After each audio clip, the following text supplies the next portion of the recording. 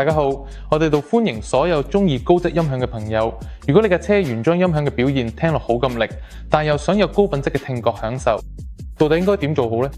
以前你可能要搞到成車都係線，仲要加好多擴音機啊、處理器，而家一切都唔同晒啦。我手上呢部呢，就係 DSP-8 HD 處理擴音機，呢部機就好似汽車音響界嘅瑞士刀咁。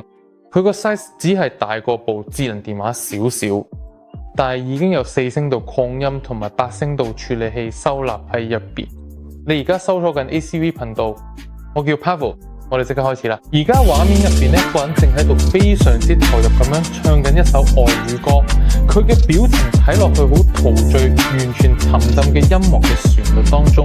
雖然我哋未必聽得明歌詞嘅具體意思，但係可以感覺到佢唱得好有感情，每一句歌詞都跟住節奏慢慢咁樣唱出嚟，成個氣氛都因為呢首歌而變得好特別。佢仲不時跟住拍子輕輕搖擺身體，將呢首外語歌嘅神韻完全表現咗出嚟，真係唱得好有感染力嘅。有張傳單教你點樣睇到8折優惠，拍條開箱片嘅，上載去社交平台 send 條 link 俾我哋呢就會俾你喺官方網站買嘅有8折優惠。背面有我哋社交平台嘅 QR code， 記住要 follow 我哋嘅最新動態啊，唔該。咁另外仲送多一個原廠香薰，同埋仲有2張好型嘅貼紙，就係 SPL Show 同埋 ACV Sound for Fanatics。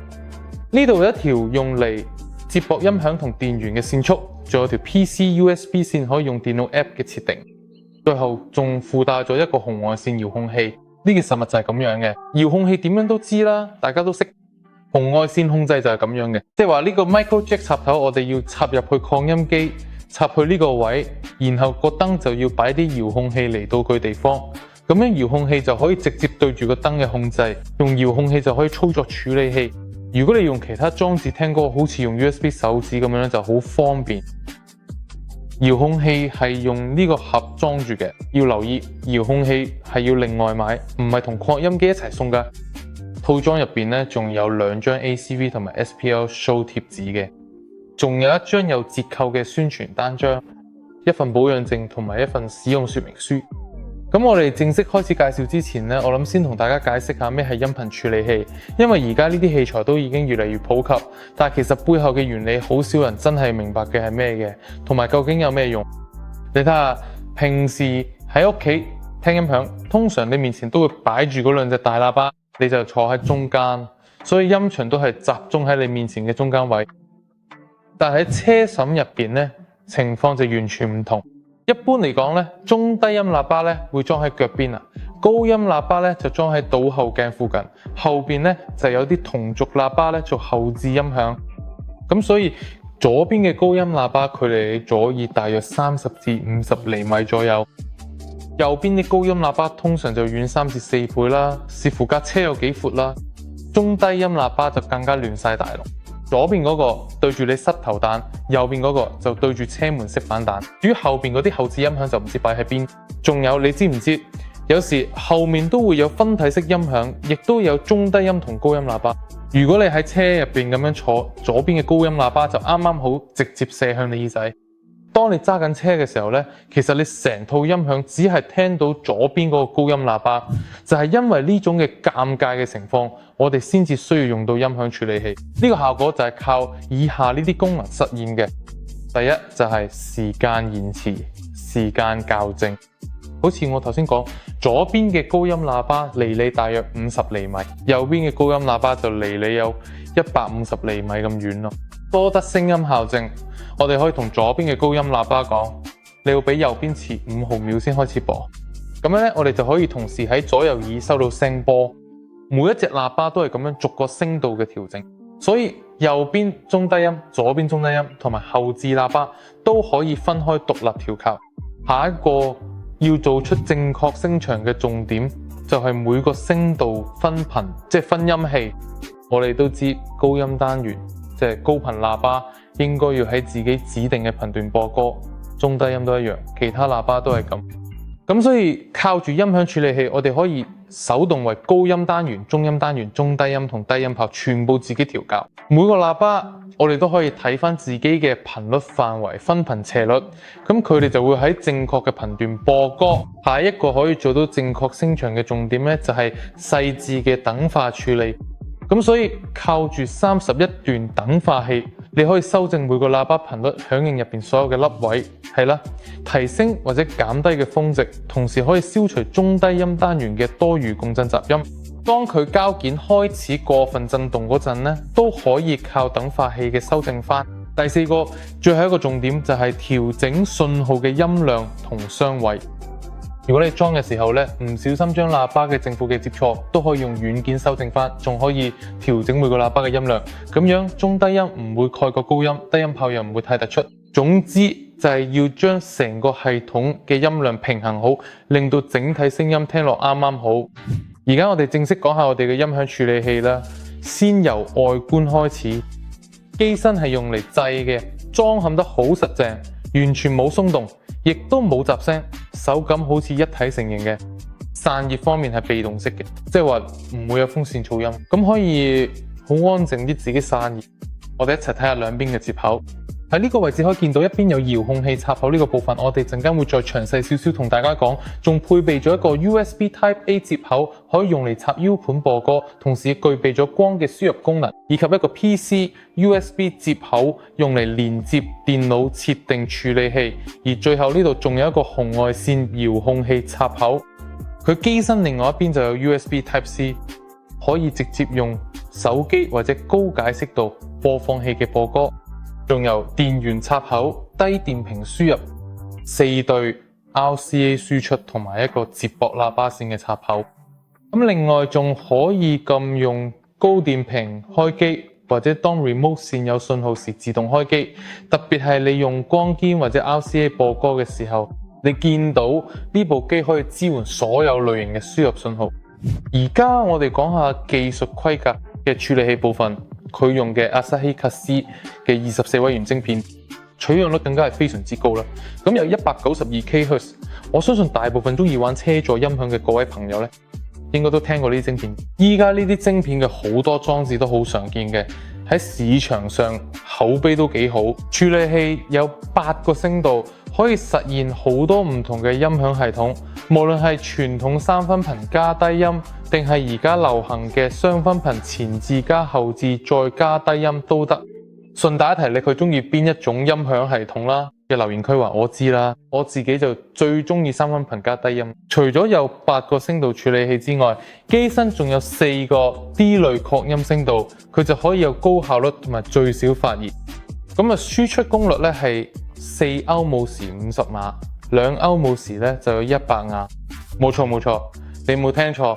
呢部細機仲可以穩定咗推2歐姆，呢個功率對於打造現代前置聲場嚟講已經絕對夠用啦。特別係如果你對喇叭阻抗係2歐姆嘅話，除咗有自動開機功能之外，高電平輸入仲有假負載。而家大部分嘅新款車嘅主機，如果條線嘅阻抗，佢就會出現警告，即係話當你拆咗原廠喇叭之後，主機就會報錯，仲會喺儀表板度顯示錯誤信息。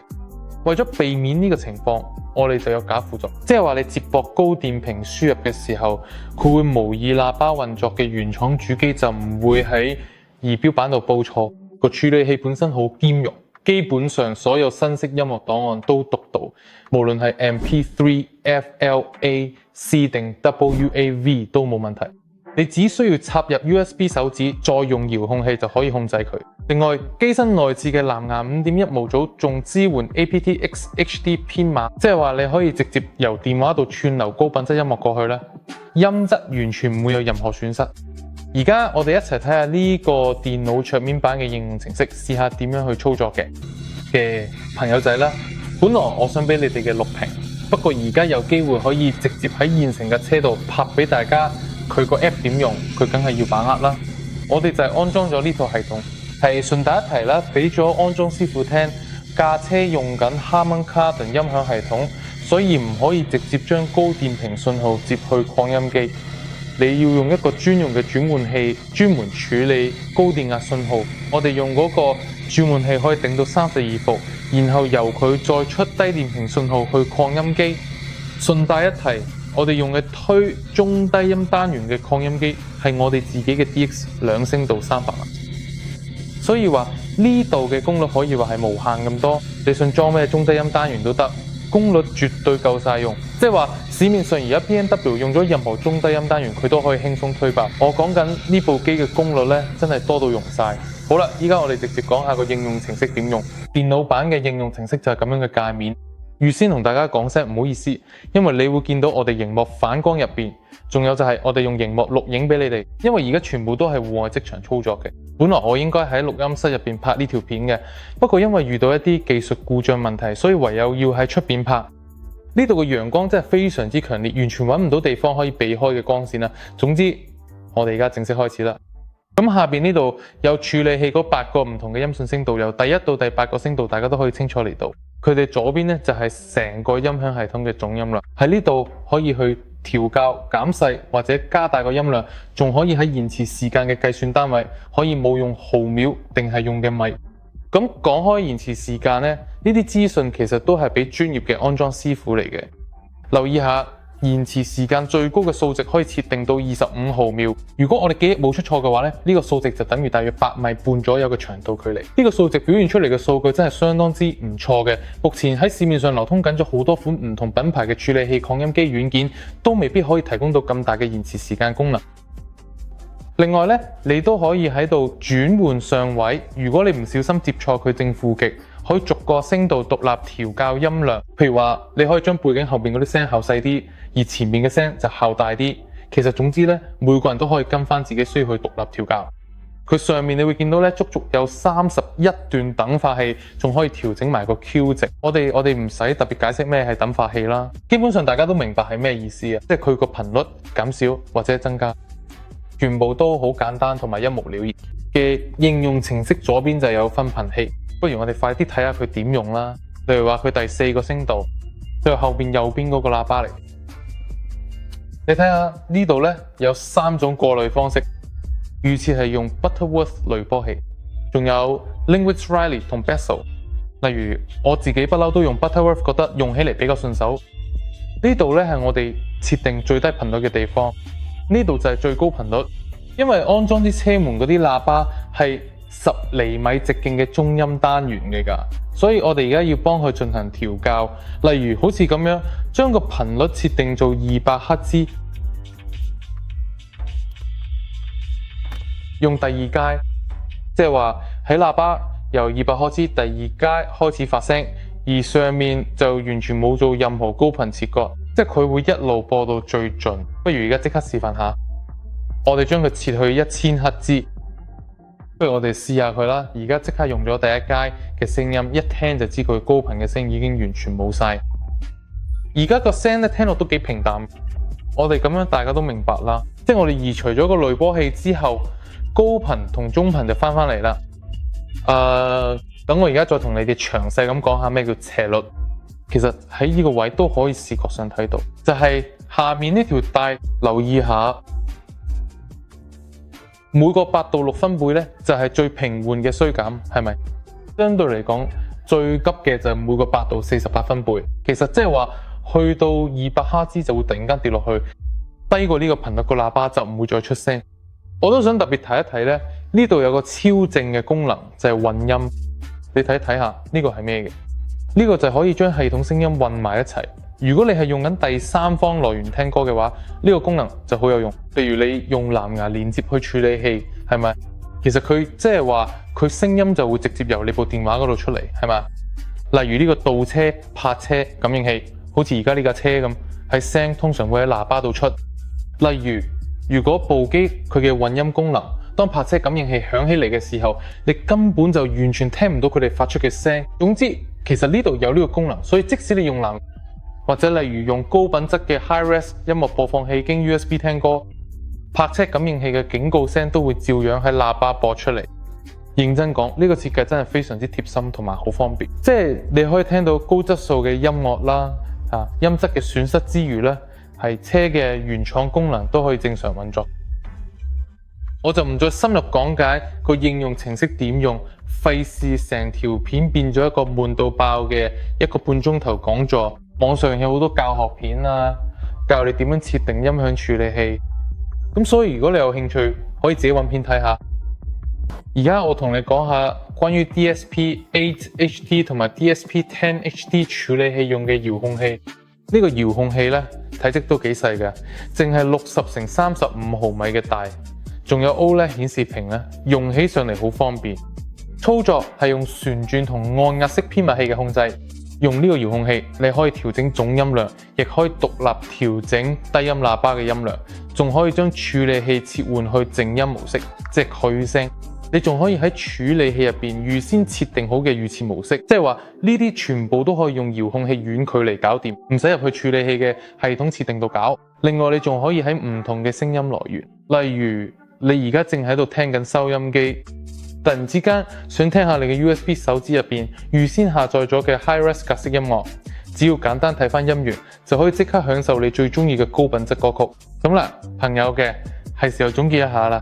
DSP-8HD 處理器擴音機就係你進入高質音響世界嘅完美門票。